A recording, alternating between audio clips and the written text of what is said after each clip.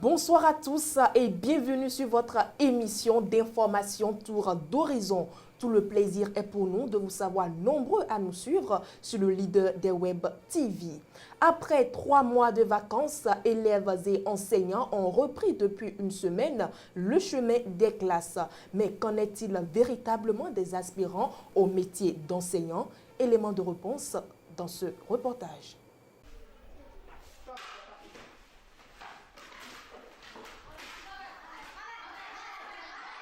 Complexe scolaire Vakongo. Dans cette école composée de 3 groupes, élèves et enseignants ont repris les cours sans incident et sans difficulté. Les aspirants au métier d'enseignant AME n'ont également pas manqué à leurs devoirs depuis la pré-rentrée. Tous les enseignants ont répondu présents dans leurs classes respectives et ils se sont attelés aux tâches qui soient les miennes, c'est-à-dire le déroulement des séquences de classe et aussi l'administration des devoirs et la correction collective. Le groupe C est le dernier groupe dont la scission provient du groupe B. On nous a autorisé pour 5 classes.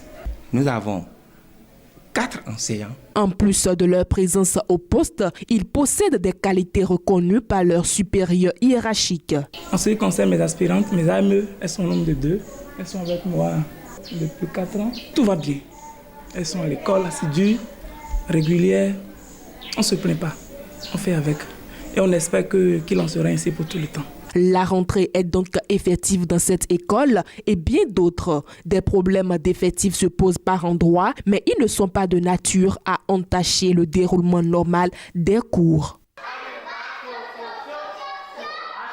Nous restons dans le même registre et nous nous rendons cette fois-ci dans un collège d'enseignement général de la ville de Parakou pour nous imprégner de la reprise des cours des AME. Salle de classe ouverte, membres de l'administration au poste, enseignants et élèves déjà en classe. C'est le constat fait ce 27 septembre 2022 au lycée Mathieu Bouquet de Parakou. La rentrée scolaire 2022-2023 a effectivement démarré dans les écoles de la cité des Kobourou. Selon les instructions que nous avons reçues de la part de la hiérarchie, c'est-à-dire la direction départementale, tout a été mis en œuvre pour que la rentrée soit effective. Et avant la journée du 19, l'administration du lycée Mathieu Bouquet a affiché devant chaque salle les emplois du temps des groupes pédagogiques et la liste de chacun des groupes pédagogiques. Les instructions données, c'est que les parents doivent passer lors de la pré-rentrée pour les inscriptions. Et tout ceci a été respecté et dès le lundi 19 septembre, la rentrée a été effective. Nous avons constaté que la plupart des enseignants sont au poste. Les enfants, ils ont répondu massivement présents. Même si toutes les dispositions sont prises au plus haut niveau, pour une rentrée scolaire réussie, des difficultés existent toujours. Les difficultés au lycée Mathieu Bouquet, c'est au niveau des AME attendus. Et si on peut mettre à la disposition du lycée Mathieu Bouquet les 3 collègues là, ou bien 3 AME, je pense que les problèmes seront largement résolus. Et c'est parti pour 9 mois de cours. Pour un bon résultat, des conseils sont prodigués. Au niveau des apprenants, c'est pour leur dire que la rentrée a commencé depuis le 19 septembre passé. Les 2 premières semaines là sont déjà un temps très important. Si un apprenant traîne encore les pas, il va faire énormément les frais. Parce que les cours qui sont déjà dispensés, il serait difficile à un apprenant de rattraper ce qui a été déjà fait en son absence. Et c'est déjà des difficultés qui commencent comme ça. On va souhaiter le courage aux collègues et de leur dire que chacun doit jouer sa partition en ce qui le concerne pour que ce qui est attendu de nous, c'est-à-dire l'amélioration des résultats. Le pari de la reprise des classes est gagné. Il reste celui du bon déroulement des activités de cette nouvelle rentrée scolaire. C'était le bulletin d'information de ce mardi 27 septembre 2022. Nous marquons à présent une courte pause publicitaire. Vous recherchez une eau minérale de qualité supérieure? Un seul nom, Happy Water. Avec Happy Water, découvrez le plaisir de boire, la joie d'étancher votre soif. En vente à 1000 francs CFA le pack aux établissements altruistes 6 à Porto-Novo, Pau-Belle-Gare, rue de la CNSS. Entrez dans le circuit de vente de l'eau minérale Happy Water en nous contactant au 00229 52 38 36 52. Happy Water, la source de vie. Avant de recevoir Charles Alban Daoui dans le forum de discussion de ce soir, retrouvons Mas Gaspard Adjamoussi pour la chronique du jour. Le chroniqueur nous parle de la pagaille et de l'anarchie observée dans la fixation des frais de scolarité dans l'enseignement privé. Enseignement privé au Bénin. La pagaille et l'anarchie dans la fixation des frais de scolarité. Si en cette veille de la rentrée des classes, il y a entre autres sujets, un qui constitue un véritable casse-tête pour les parents d'élèves, ce sont les contributions scolaires et les frais de scolarité. Déjà acculés par la cherté de la vie et tous les problèmes qui vont avec, les parents d'élèves ont ou auront désormais affaire à des fondés d'écoles cupides et voraces parfois. Certains parmi les fondés d'écoles privées profitent en effet de cette période pour se faire du beurre sur le dos des pauvres parents. Des conditions les plus difficiles les unes que les autres leur sont imposées pour l'inscription ou la réinscription de leur progéniture dans les 10 établissements et écoles d'enseignement privé. D'aucuns diront que les parents ne sont pas obligés d'inscrire leurs enfants dans les privés. Mais est-on sûr aujourd'hui que l'école publique est en mesure de contenir tous les enfants en âge d'aller à l'école dans notre pays? Peut-on affirmer la main sur le cœur que sans les privés, tous les écoliers et élèves pourront se trouver une place dans les écoles et établissements publics? Difficile de répondre par l'affirmative à ces questions. L'existence des écoles et établissements d'enseignement privé se justifie et a donc tout son sens. Mais il faut mieux réguler le fonctionnement de ces écoles et établissements privés, car le sentiment qui se dégage actuellement est que ces écoles sont laissées à elles-mêmes et se donnent la liberté de décider comme elles le souhaitent du sort des écoliers, élèves et parents. L'impression qui se dégage de plus est que chaque école ou établissement se donne la liberté de fixer ses conditions, à savoir frais de scolarité, tenue vestimentaire, fournitures scolaires et même parfois calendrier scolaire. Il est temps que le gouvernement jette un regard sérieux dans ce domaine pour mettre fin à la pagaille et à l'anarchie qui y règne. Quels sont les critères de fixation des frais de scolarité? Chaque école ou établissement d'enseignement privé peut-il fixer les frais d'écolage tels que cela lui plaît? Quel est le taux minimum ou le maximum à ne pas dépasser? Les parents ont besoin d'être fixés sur ces éléments. Les promoteurs et responsables d'écoles et établissements privés vous diront aussi que le soutien de l'État leur fait défaut, qu'ils sont sans subvention et sans aucun soutien des pouvoirs publics, alors que leur rôle dans l'instruction et l'éducation des enfants n'est plus à démontrer. Mais est-ce une raison pour que certains promoteurs ou responsables d'écoles et d'établissements privés fassent de l'argent leur religion au détriment des parents et au mépris de la réglementation en vigueur? Toutes les occasions sont bonnes pour gruger les élèves et leurs parents. Rentrée scolaire, sortie pédagogique, photocopie, dossier d'examen, fête de fin d'année, cours de renforcement et j'en passe. Si tel est que la création, l'installation et le fonctionnement des écoles et établissements privés d'enseignement obéissent à des normes et à une réglementation claire et précise, les pouvoirs publics doivent veiller davantage à la mise en œuvre rigoureuse de cette réglementation. Cela y va de l'intérêt de tous les Béninois, mais également de la survie de l'école privée au Bénin. Merci à vous, Mas Gaspard Adjamoussi, pour cette chronique. Mesdames et messieurs, Charles Alban Daoui est déjà sur ce plateau pour le forum de discussion de ce mardi 27 septembre 2022. Charles Alban Daoui, bonsoir. Bonsoir, Latifat. Quelques semaines après son divorce, Claudine Prudencio, présidente d'honneur du parti UDBN, est sortie de son mutisme. Oui, effectivement, c'était ce week-end. Vous savez que quand on est sur la scène politique, il arrive que l'on reçoive des coups. Ça a été le cas avec l'UDBN ces jours-ci. Après, que le parti a décidé de quitter le bloc républicain, on a vu que le parti a été attaqué tout azimut sur les réseaux sociaux et dans les médias.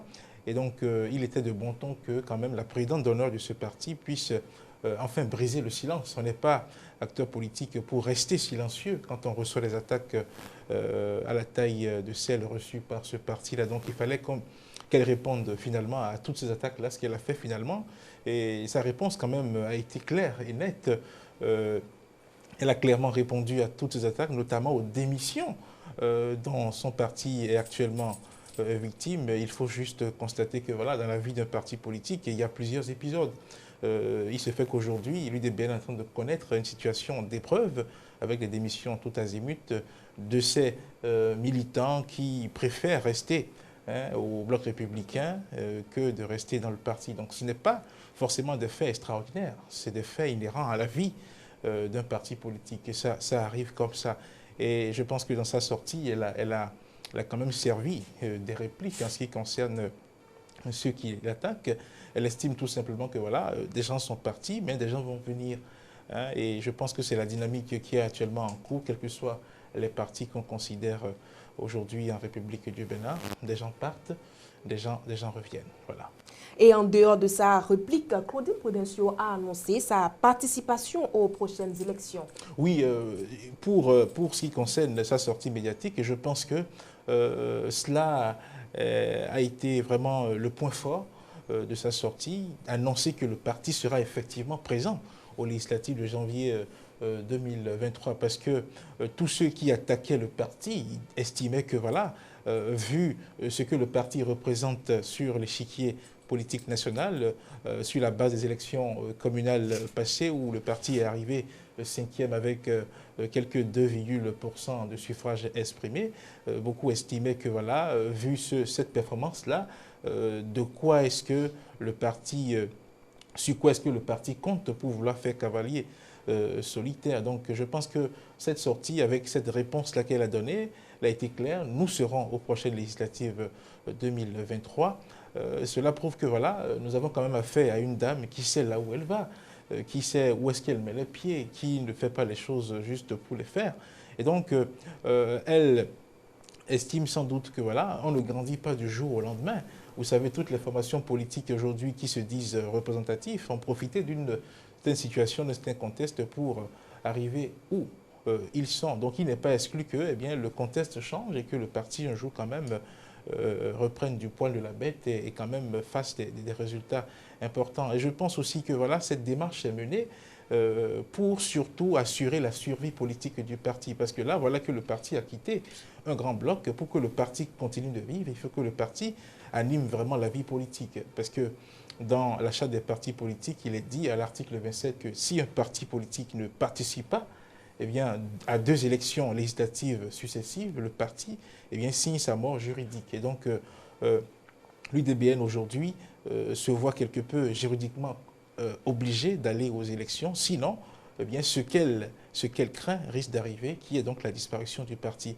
Je pense que c'est une démarche à saluer. Aujourd'hui, il ne faut pas se cacher pour le dire, l'UDBN constitue quand même le seul parti dont la présidente d'honneur, le seul parti qui a pour présidente d'honneur une femme. Quand vous prenez tout ce qu'il y a comme parti aujourd'hui, il n'y a pas de femme à ce niveau de responsabilité. C'est vrai qu'il y a des partis avec comme responsable vice-présidente, mais là, c'est une dame qui conduit ce parti-là. Elle finira par retourner sans doute à la tête de ce parti-là pour en assurer la destinée. Donc, je pense qu'elle est en train de vouloir pérenniser un héritage.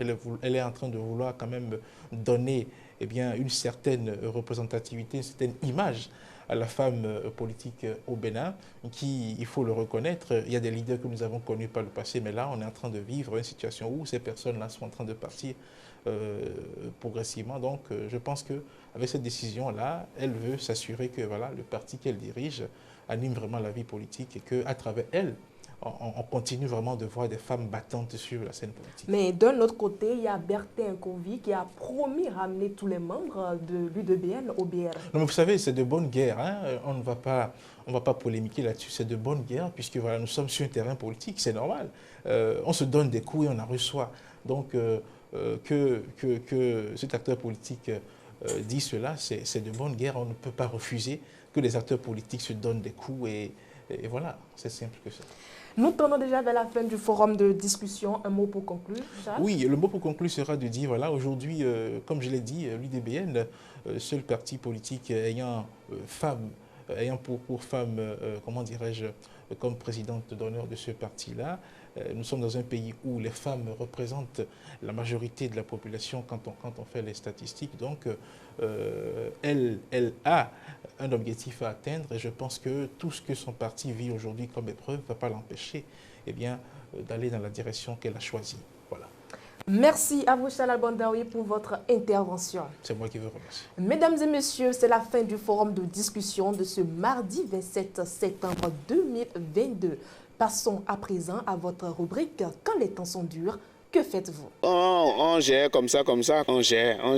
Et il faut réduire la dose. Et si c'était la dose adulte, il faut réduire ça à la dose enfantine pour essayer de combler, surtout les enfants. Sinon, si ce n'est pas les enfants, nous, les grandes personnes, on essaie de gérer. Mais les enfants ne comprennent pas ça. Ils doivent manger, point barre. Amis fidèles de Guérita TV Monde, c'est le moment de découvrir la vidéo du jour.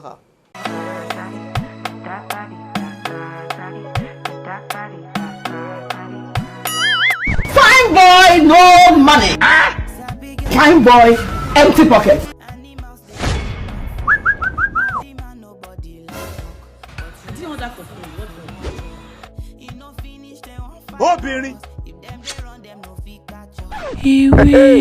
Mon seafood.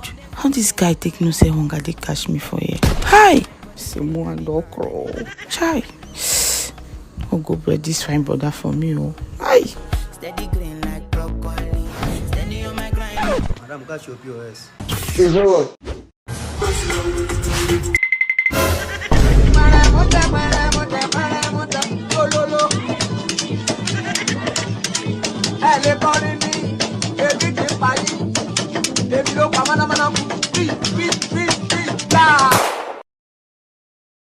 Chers amis internautes, nous sommes déjà à la fin de ce numéro. Merci de nous avoir suivis et à demain.